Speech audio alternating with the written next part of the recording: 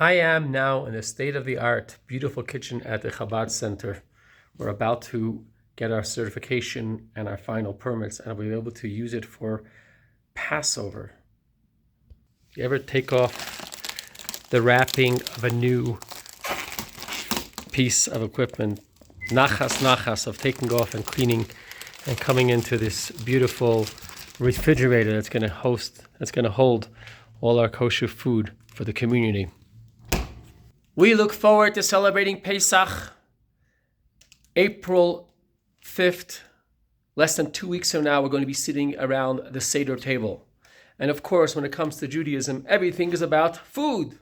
Why is it? Why is it that the whole Exodus is captured with matzah and not eating leavened bread for the 8 days of Pesach? We've experienced freedom. We became a nation. We got the Torah.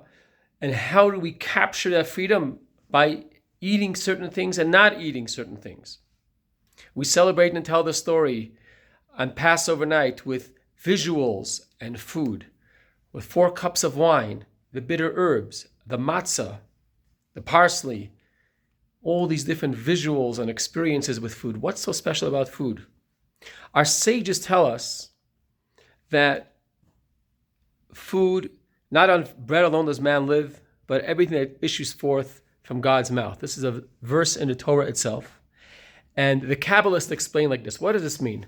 That not on bread alone does man live, but on everything that issues forth from God's mouth. If you think of it, the concept of eating some hearty bread that's healthy and wholesome, how does this sustain us? Why is it that we eat these vegetables and we extract the good from the not good, and we take out the good and we live from it? How does it give us life? And the answer is because in this food, there's the word of God. Those letters that reverberated in creation, when God said, let there be vegetation, still reverberate through all of the ecosystem and through which the food is processed. And when we take in healthy food, we're bringing in those nutrients that are in the earth, that are in the air, that are in the sunlight, and are processed through photosynthesis into the food. So this bread, or whatever it may be, this matzah, contains the word of God, but it has to be extracted. If it's taken as it is, if you eat grain, it doesn't really taste well. And if you take flour, you can't eat it either. If you put it into dough, for sure you shouldn't eat it. You have to bake it and process it and then keep refining it. Once we have it within our possession, we make a blessing. And then we take it and we eat it and digest it. And once we ingest it, our body breaks it apart and extracts only the nutrients, and the rest it pushes away. Very, very symbolic of Jewish life. This is what our mission and purpose in life is about. We have to find those energies, that energy which is in the world around us. The Kabbalists called it the sparks of light, sparks that fell from the upper worlds when God was creating the world and implanted in every single aspect of life. And when we engage in the world around us, whether it's food or commerce or using material things like this for holy purposes, we bring back those lost sparks and we elevate them.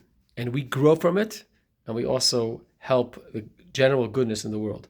It's tricky because not always are we using it for the right purposes. Not always are we extracting the good. Sometimes we eat something that's not healthy, it's not meant for human consumption, and doesn't really help us become better people. But when we do it correctly, we're doing a great service to the world. We are interacting with the material world and making it spiritual.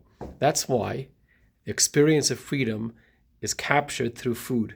The matzah represents the sparks of energy that were hidden in Egypt, and they're taken with us to the outside, and our mission and purpose is to elevate those sparks.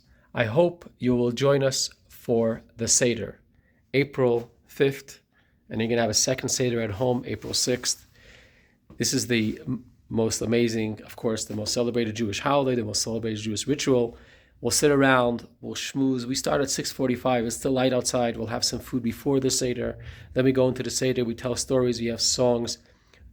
Delicious, delicious food, and we welcome you. So please join us for the Seder. May we all have a happy and kosher Passover. May we experience true freedom, and may we actually celebrate in Jerusalem, in Israel, with Mashiach. Shabbat Shalom.